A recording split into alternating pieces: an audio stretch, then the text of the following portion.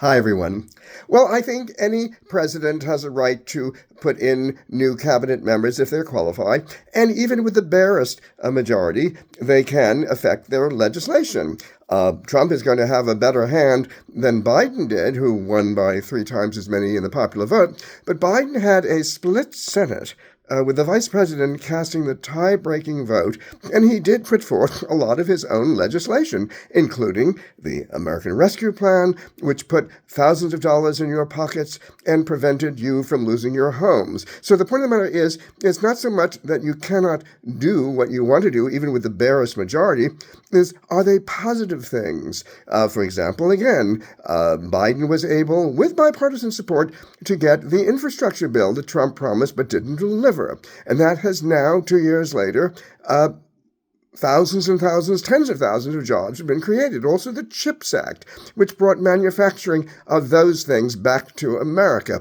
And the Inflation Reduction Act, which also increased a lot of jobs and did a positive thing. Whether you like these things or not, they did try to better the climate situation with the thunderstorms, the hurricanes, the tornadoes back east, and the wildfires all over the country. These are positive things. Now look at the relatively minor vote that Trump got. Yes, he has the right to put in his policies, but are they positive for you?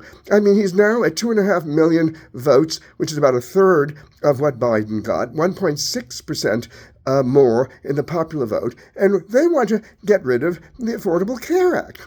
They want to create havoc with respect to a woman's right to choose. There are many, many things that this small majority in the Congress and with Trump's small majority are going to affect. So I think there is a difference. Yes, you don't have to have a landslide to get your legislation through, but the Biden administration was positive. They tried to do things to help people. Maybe you think they went too far.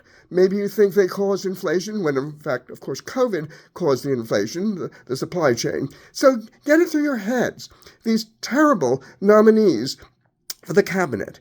Matt Gaetz, of course, a sex trafficker, Robert Kennedy Jr., who wants to really rid you of the thoughts of having vaccines. You've got unqualified people for defense, for homeland security. You've got somebody who loves the Russians and has pals with Assad in Syria.